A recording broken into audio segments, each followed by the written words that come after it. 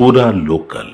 కాంగ్రెస్ పార్టీలో ఉన్న రెడ్డి ఎమ్మెల్యేలు వారందరూ నువ్వు ఎమ్మెల్సీగా అంటే మల్లన్నను ఉద్దేశించి నువ్వు ఎమ్మెల్సీగా గెలవడానికి రెడ్డిలు కూడా చాలా కష్టపడ్డారు నీకోసం అని చెప్తున్నారు. దానిపైన మీ అభిప్రాయం ఏంటి? అంటే మల్లన్న ఎమ్మెల్సీగా గెలవడానికి వెనకాల రెడ్డిల పాత్ర కూడా ఉందా? 100% ఉంది సార్. రెడ్డిలు మాత్రమే ఉన్నారు అంటే అహంకారం అవుతుంది. రెడ్డిలు కూడా ఉన్నారు, ఎస్సీలు కూడా ఉన్నారు, ఎస్టీలు కూడా ఉన్నారు, బీసీలు కూడా ఉన్నారు. అందరూ కలిస్తేనే నువ్వు ఎమ్మెల్సీ అయినావు, అందరూ ఓటు వేస్తేనే ఎమ్మెల్సీ అయినావు. నువ్వు బీసీ అయినంత మాత్రం బీసీలు మొత్తం నీకే ఓటేస్తారని ఏం లేదు. అట్లాంటి నీ పైన పోటీ చేసినటువంటి రాకేష్ రెడ్డి గారు ఓడిపోయారు. రెడ్లందరూ రాకేష్ రెడ్డికి ఏం ఓటేయలేదు ఆ రోజు, నీకు కూడా ఓటేసిరు. కాంగ్రెస్ పార్టీ నాయకుడిగా ఉన్నావని చెప్పి, ప్రభుత్వంలో ఉన్నావని చెప్పి, తమ యొక్క గొంతికగా నువ్వు అక్కడ ప్రజాప్రతినిధిగా గ్రాడ్యుయేట్ ఎమ్మెల్సీగా ఉంటావని చెప్పి వాళ్ళు నిన్ను నమ్మి నీకు ఓటేసిర్రు. అట్లా అంటే నువ్వు బీసీ ఓట్లతో గెలిచినాను అంటున్నావు కదా, మరి ఎందుకు ఇంతకుముందు ఓడిపోయినావు? ఆ రోజే లేదా బీసీలు నీకు?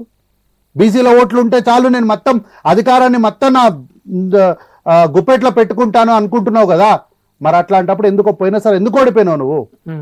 కాబట్టి నీ గెలుపులో బీసీల పాత్ర అధికమై ఉండొచ్చు, నీ గెలుపులో బీసీల పాత్ర సింహభాగం అయి ఉండొచ్చు, కానీ నీ గెలుపులో బీసీల పాత్రతో పాటు రెడ్డిలు, ఎస్సీలు, ఎస్టీలు, మైనారిటీల పాత్ర కూడా ఉంది. అంటే ఈ విషయం మళ్ళీ మర్చిపోయిన అనుకుంటున్నారా? ఇప్పుడు మనకేందంటే అధికారం రాగానే కళ్ళు నెత్తికెక్కినాయి అంటారు, ఆయనకు వెనక్కు కూడా పోయినట్టున్నాయి. ఎందుకంటే కాంగ్రెస్ పార్టీకి డ్యామేజ్ చేసేవాడు ఎవరైనా సరే మాకు లెక్కలోకి రాడు. ఎందుకంటే 10 సంవత్సరాల కాంగ్రెస్ పార్టీ అధికారం లేనప్పుడు మా దేహాలు ఎన్ని గాయాలు తిన్నాయో మాకు తెలుసు. మేము కష్టపడి పోరాడి ఒంటిపైన పసుపు ఉంది, పెళ్లి అయింది, పెళ్లి అయ్యి 3 రోజులు అయింది, ఒంటిపైన పసుపు ఉంది బయటికి రావద్దు సార్ అని కాళ్ళ వేళ బ్రతిమలాడితే కూడా మిమ్మల్ని అరెస్ట్ చేయాల్సిందే, ప్రివెంటివ్ అరెస్ట్లని 4:30-3:30 గంటలకు ఎత్తకపోయిన రోజులు మాకు ఇప్పటికీ గుర్తున్నాయి. కాబట్టి ఇటువంటి రోజుల్లో నుంచి మేము కాంగ్రెస్ పార్టీని అధికారంలో తెచ్చుకున్న ఈ పార్టీని మీరు అబాసపాలు చేస్తామంటే ముఖ్యమంత్రి గారు సహృదయంతో మిమ్మల్ని ఒకసారి కాకపోయినా ఒకసారైనా పిసిసి అధ్యక్షుడు క్షమిస్తారేమో కానీ కార్యకర్తలుగా మేము ఒప్పుకోము. బార్డర్ దాటేసినట్రా 100%. మీ భాషా ప్రయోగం మంచిది కాదు.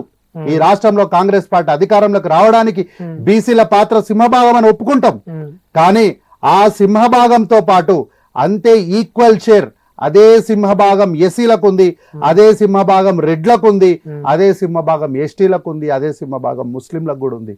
అందరికీ సమానంగా మా కాంగ్రెస్ పార్టీ యొక్క ఆ పార్టీని అందరూ కలిసి ఆ జెండాను పైకి లేపితేనే ఈరోజు కాంగ్రెస్ పార్టీ నిలబడింది. ఒకరి చేయి పైన పట్టుకుని ఉండొచ్చు, ఒకరి చేయి కింద పట్టుకుని ఉండొచ్చు, కానీ పట్టుకున్నది ఒకటే కర్ర కాంగ్రెస్. చివరిగా మల్లన్నకు మీరు ఏం చెప్పాలనుకుంటున్నారు? అంటే ఒక కాంగ్రెస్ కార్యకర్తగా ఈ విధంగా ఇదే విధానం కొనసాగిస్తే, ఇదే భాషా ప్రయోగం వాడితే మీరు ఒక కార్యకర్త ఏం చెప్పాలనుకుంటున్నారు? తీర్మార్ మల్లన్న గారి పైన విత్ ఆల్ డ్యూ రెస్పెక్ట్, వారంటే అపారమైనటువంటి గౌరవంతో మీకు బీసీలకు న్యాయం చేయాలి అనుకుంటే మీరు పార్టీలో ఉన్నటువంటి అందరితో మాట్లాడి మా దగ్గర బీసీ సెల్ ఉంటుంది, బీసీ సెల్ని బలోపేతం చేయండి. మన కాంగ్రెస్ పార్టీలో ఉన్నటువంటి అనేకమైనటువంటి బీసీ నాయకులు 10 సంవత్సరాలు డొక్కలు ఎండుకపోయినటువంటి వాళ్ళు ఉన్నారు, ఇప్పటికి కూడా ఇంకా పార్టీని నమ్ముకొని ఉన్న వాళ్ళు ఉన్నారు. వాళ్ళందరినీ తీసుకొని కూడగట్టుకొని వెళ్ళండి, పిసిసి ప్రెసిడెంట్ దగ్గరికి వెళ్ళండి, వెళ్ళి వారితో మాట్లాడి వాళ్ళని కన్విన్స్ చేసి వాళ్ళకు పార్టీలో పదవులు ఇప్పించండి. ముఖ్యమంత్రి గారి దగ్గరికి వెళ్ళండి, దరఖాస్తులు పట్టుకొని ముఖ్యమంత్రి గారి దగ్గరికి వెళ్ళి వారికి బీసీలకు అనేకమైనటువంటి పదవులు ఇవ్వడానికి వారి దగ్గర వారిని కన్విన్స్ చేయండి, వారి దగ్గర మీ వాణిని వినిపించండి, కాదన్నది ఏం లేదు.